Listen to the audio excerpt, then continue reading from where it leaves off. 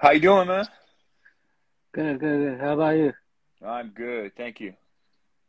Yeah, no worries. Appreciate for saying yes. No problem, man. No problem. I was stuck in traffic a little bit. That's why I'm a little bit late, but I apologize. Okay. No problem.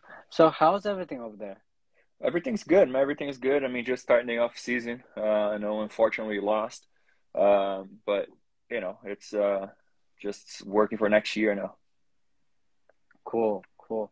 So, uh, I'm a big fan of like NBA. I basically watch like all the NBA games. If they have like, if the television has like played. Yep. So, first of all, like, can you introduce yourself for the coaches in Taiwan? Yeah, yeah. My name is Felipe Eichengerger. I've been working in the NBA for 11 years now. I started as an assistant for 6 years. Been the head strength conditioning coach and director of performance for the last 5 years. All with the Denver Nuggets, which is a really cool organization to work for, just because one, they believe us, and the process is very cool to see where we were, 10 years, 11 years ago and where we are, and, it involves a lot of training, involves a lot of, like work and also luck, right? So you see a guy that we drafted number 41 and becomes MVP. It doesn't happen every day. So it's, Yeah, there's a lot of stuff that happens. cool, cool. So, uh, like before the NBA, where are you like at? I was in college, so I came from Brazil, came to play basketball in college. Got here, played for 4 years in a small school in Oklahoma. And then after that, start I started internship in Las Vegas, and then moved to Denver, and then start working downtown with the former strength coach a little bit, his gym, Steve Haas, and he gave me the opportunity to work at Forza, and then during the lockout year was an opportunity with the team, and from there it's just history. I became his assistant for years, and then after that, here I am. Lucky to be here and happy to be here and grateful to be here. Cool, man. So, first of all, like, uh, is there the first question would be, is there like any test before you like program the training for your players, like force plate or like movement screen, that kind of stuff? Yeah, so we've been doing this for the last I don't know, like 4 or 5 years. We have a movement screen, so we do the FMS with the guys. We do the Y balance test with the guys every year, which is pretty cool to see every year how they changes. We also added for performance. We have a conditioning test that we do, and then we do a conditioning test. We do a VBT test to like uh, just see their load where they are. What else we do? We do force plate test, and then we just start doing isokinetic test on the guys. So we have a battery of, like, I would say 8, 9 tests that we do every year. Hmm. So, what kind of tests you do on like force plate? So we do the counter movement jump. We do the mid-thigh pull. Um, those are the main ones that we repeat, like, because the goal is to test, retest, and see where they are. We don't want to like include any testing that we're not going to be able to do during the season. So the counter movement jump is an easy one, right? So we go do 3 jumps. We use Hawking plates, which are amazing. So within seconds, within like a minute, you test all the guys. We test them pre-practice, pre-games, sometimes post-games. It just depends on time at that point. But we try to get as much data as we can, and then kind of analyze the data after in the back before training the guy the next day or the next week. So basically, you like test their vertical jump on like whenever they have like they're gonna play, right? Yep. So we do well. I mean, we test like usually like before. We're pretty good testing like before like a back to back. So when we play a game, 2 games in a row. So we go the game before, like right before the back to back, and then we test right after.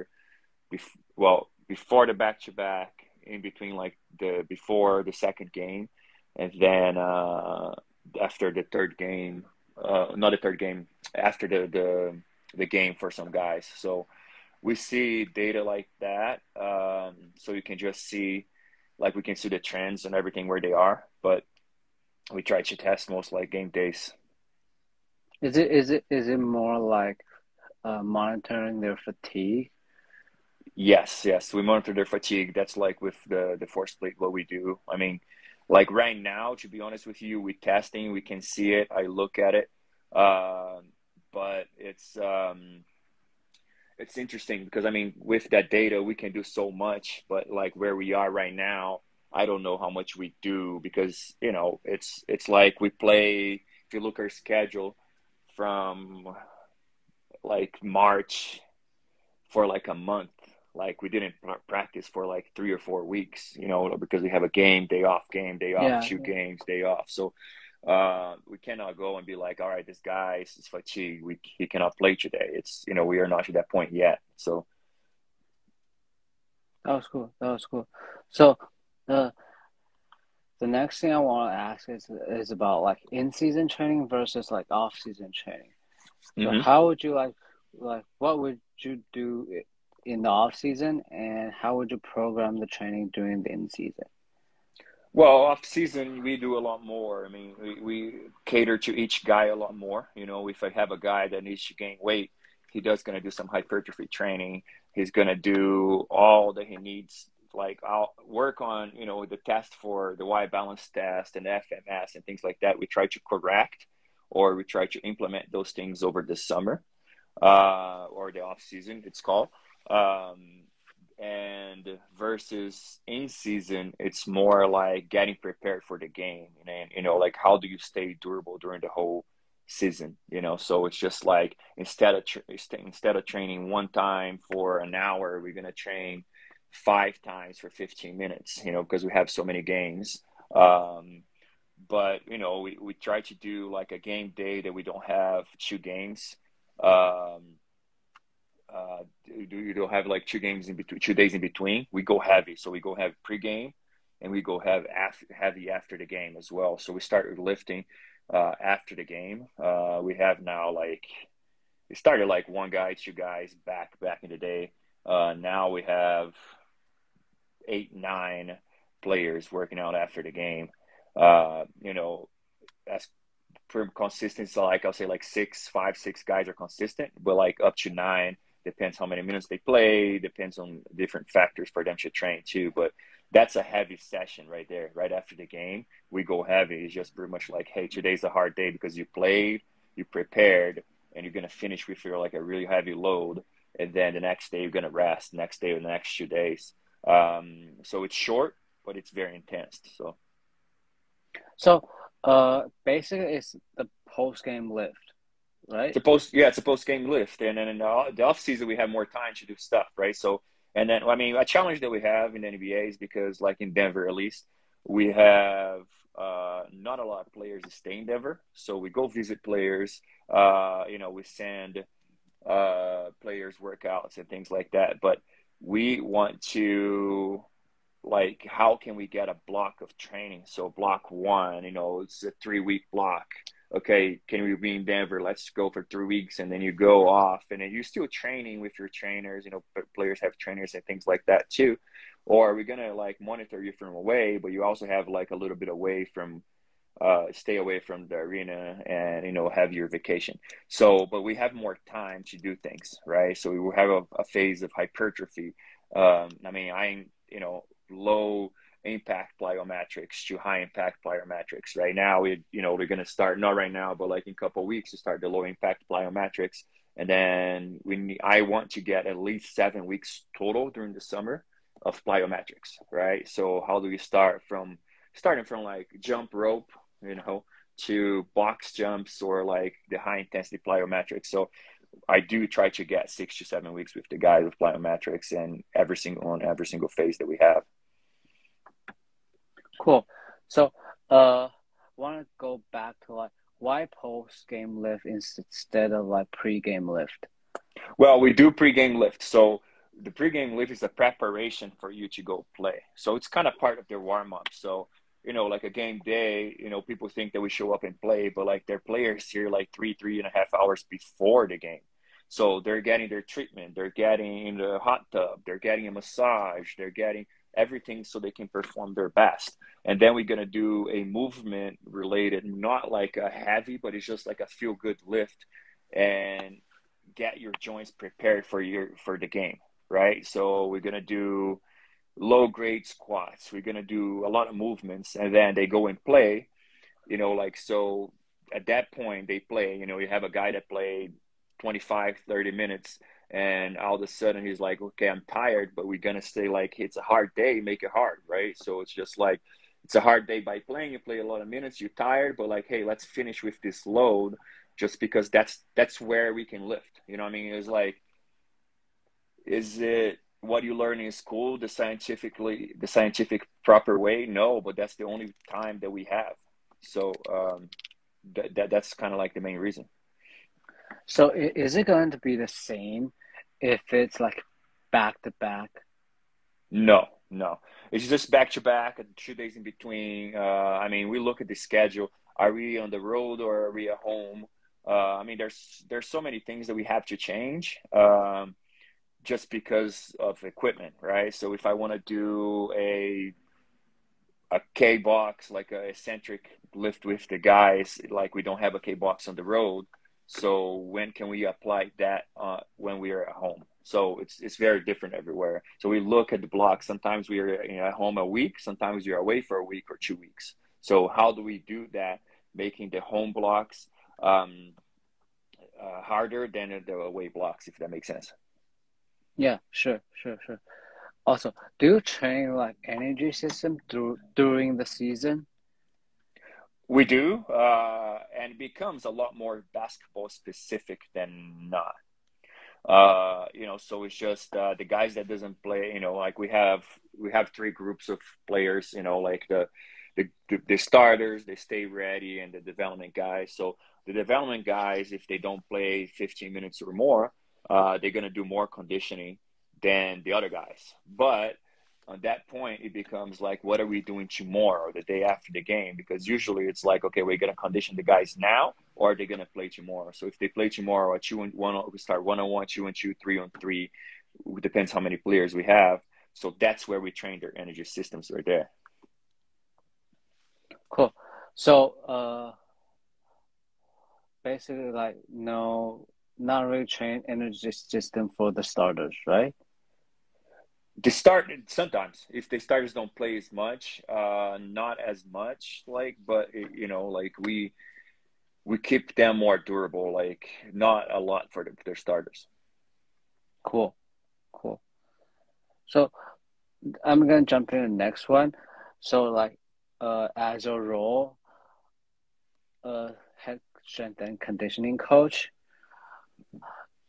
for players when you're doing the program, like injury prevention, like versus performance, what would you be like? What is the first and what would be the second?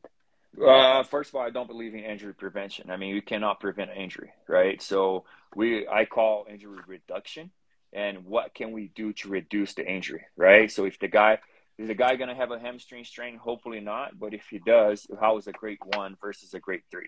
Or, you know, so it's just, those are the things that we have to understand, you know? So it's just like, injuries are gonna, like, you can train as hard as you want, do any energy system train that you want. As soon as the guys jump up and he landed somebody's foot, he sprained his ankle, it's injury. So it's like, you can't really prevent that. So that's why I call injury reduction versus injury prevention. So I think they are all related, to answer your question.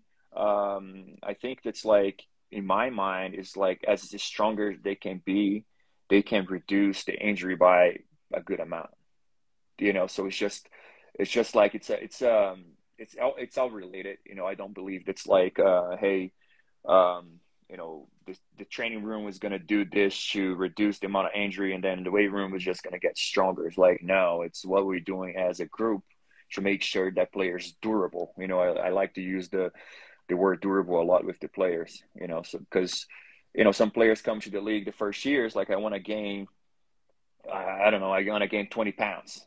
And it's just like, okay, you will, but it's not going to be in a year. But how can we make you to play 0 games from your rookie year to play, I don't even know, depends the team you are, to play 30 games, to play 82 games plus playoffs, so that's where I call, like, how can we make you durable versus make you stronger and make you, injury free. Okay. So, kind of want to go back to what you just mentioned earlier. You do post-game lift, and some of the days you're going to, like, train them hard, right? They're going to lift hard. Mm-hmm. So basically what, like, if it's, like, the hard day, what would you do? So with the starters, so, like, from the 3 buckets that we have, the 3 groups that we have, so, like, we have 3 starters that come in and lift after the game. So their lift are going to be heavy. It's going to be hard to the point where we're going to do a lot of isometrics. So I believe a lot in isometrics. So we're going to do a lot of isometrics, time under tension after that. And then it's going to be short, but it's going to be very intense, right? So, like, for example, we do what we do like a leg press for tendon, for knee strength, right? Isometric. They hold 2 times, 2.5 times, sometimes 3 times their body weight for 20 to 30 seconds. So that's like, I don't know if I've ever done that, but it's tough, you know what I mean? But it's not going to be like, you're not going to be too sore the next day, and you're going to have benefit for, tendon loading and things like that. So versus, like the guy that didn't play much, he expect to play, but he didn't play much. So his lift and his program is going to be different, right? So, like, for example, we have, to answer your question for energy systems, just there's some players, they don't like to play the next day, but that just happened. They didn't play that game. So we'll do a Versa climber, which is, we have a protocol that we use, which is like, the players don't hate it, but it's amazing. So it depends on the player. Cool. So, the isometric thing you just mentioned, so it's basically like yielding isometric, right? Yes. But, like, 2 times body weight, or 3, isn't that like too heavy, or like? No. It's so there. If you look at the research, there's actually a course going on right now with Alex. I don't know if you're gonna say his name right, Alex Contreras, about isometrics, and it's the cool part is you can load isometrically different ways. You can load with a lot of load, and you can load with time, right? So it's just like, what's your volume come from? So we use a lot of load, for some guys, so a shorter amount of time, just because they play the game. But there's some other guys, they hold for longer, but with less amount of time. But for knee tendon, for example, the 2.5 to 3 times body weight. It starts at 1.5, 2.5 for body weight. That it shows the research shows benefits for the tendon loading. So it sounds like a lot, cool. And it is a lot. So yeah, cool, get it. So as an NBA strength and conditioning coach, what do you think, like, this kind of experiment like teach you the most, or what do you learn the most from it? Well, it teaches me the most that it's a hard job, because during the season you're not home, right? So, like, people don't realize that even when players have off days, we don't, because the players that have off days are pretty much the players that play a lot of minutes, but we have to develop the other guys. So if you're not willing to put the time in, like, don't try to work in the NBA, because it's a hard job. You have to work here, like, during the season, it's a Sunday through Sunday job. You know, so things like that. And there's no holidays, you know, like we might play on Christmas Day, like, you know, and you miss Christmas. I mean, there's so many things that you have to consider, you know. I love the job that I do. I really do. You know, I have the support of my family, but it's hard on the family because of the hours. Even the summer, like I was telling you, like we don't stop. It's not like we have 3 months off. Now we start the off-season training where I strength coach. That's the most important part of the season. You know, we got to get your guys ready to play during the season, right? So the off season is wherever everything happens for the strength coach. So it's just you have to have the passion for it, and you have to have time, and you have to be, you know, like be able to work long hours. That's pretty much what an NBA strength coach do. So haven't been able to like take a long vacation, right? Mm-hmm. No, I mean, not a long vacation, you know, like I plan like 1 week, 2 weeks vacation during the summer, to stay with the family. I mean, there's a lot less hours during the summer for sure, but it's still working, you know, like I mean, we got eliminated like a week ago, about a week, you know, less than a week ago, and there's already guys in the gym trying to get ready for next year. Get it. I want to go back to like the pre-game training, that kind of stuff. Mm-hmm. And you mentioned like there's gonna be movement stuff. What kind of movement would you do before like for the like pre-game warm up or like pre-game lift? So usually we have like 6, 7 exercises that pretty much warm up full body, right? So it's just like it's going to be a push, it's going to be a pull, it's going to be a power exercise like a med ball, it's going to be a squat. So each player have a different, it's just like at that point it's just like how can we get a little bit of the player and make them feel good to play, right? So people ask me like, oh, as a strength coach, you know, like what do you do in the NBA? And my answer sometimes is just like, I'm here to make the player feel good, to play well. You know, it's just there are things that we do that people might not agree with. Just like sometimes the player just want to be static, you know, like do a static stretch. And how many researchers out there that saying the static stretch increase in injuries, and you know we can go on and on.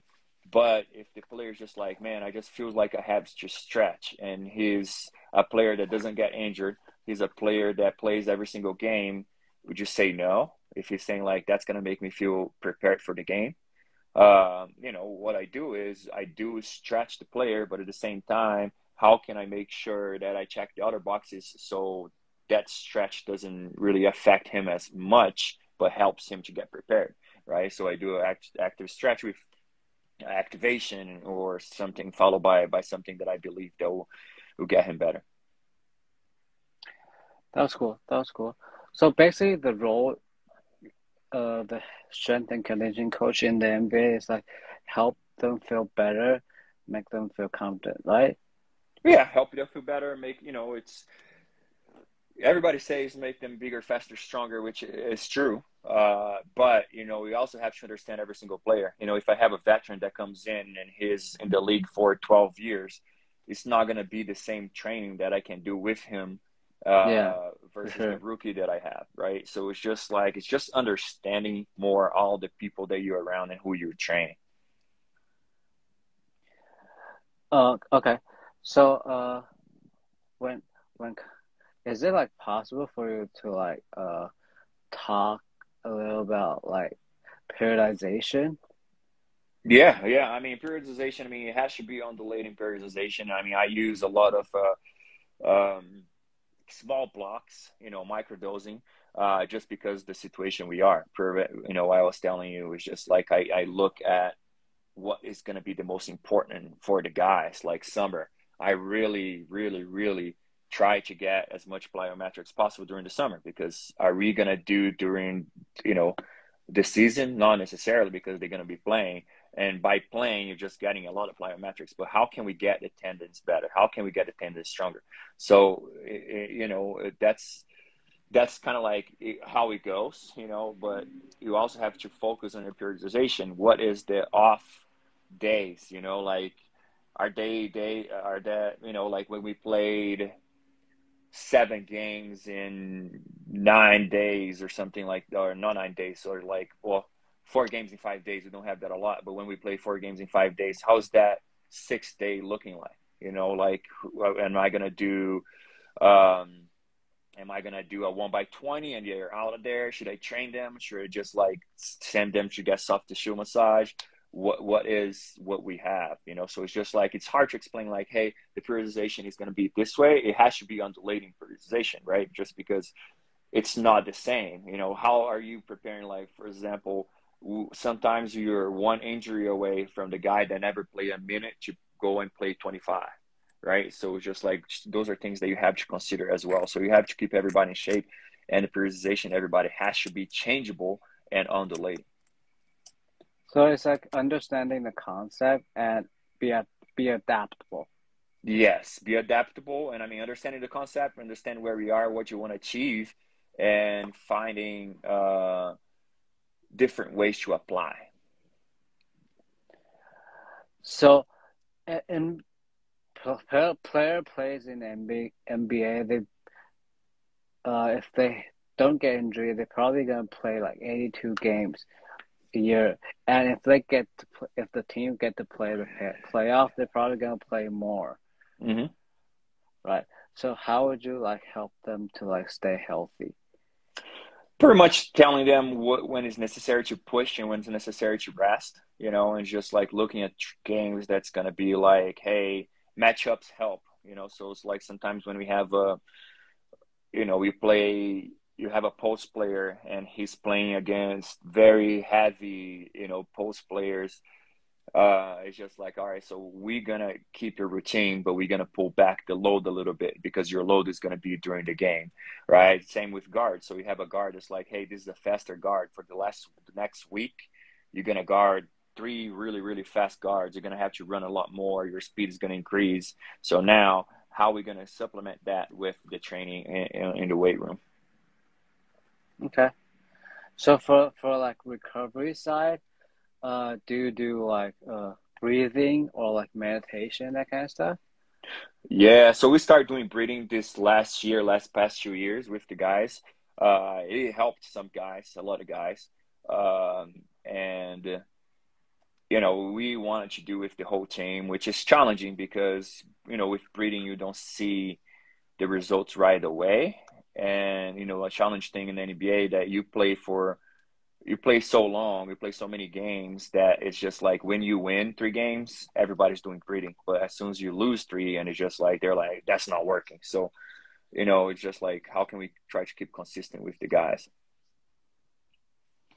Okay. So, how about meditation? You have a couple of guys that meditate. They do their personal meditation, and we have psychologists. We have like a doctor that he's pretty good on like breathing and meditation that we are implementing more with the guys and explaining the importance. But I haven't done, because I don't know myself, to be honest, but I haven't done much meditation with the guys. But I push them to see the psychologists. I push them to see the people that like really meditate before games. That's cool.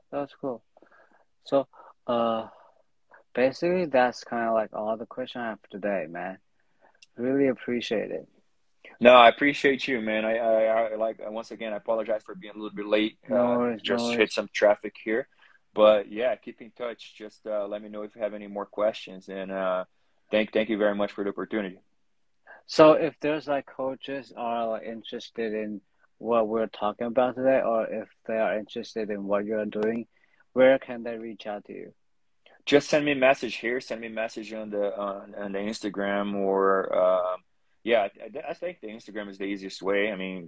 I do emails, but it's like I open Instagram more than emails, so you're gonna get a faster answer on Instagram than you get on emails. But I think that's the best way.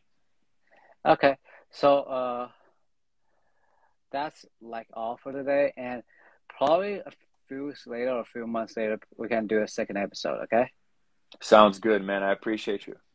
Okay, keep in touch. All right, sounds good, man. See you.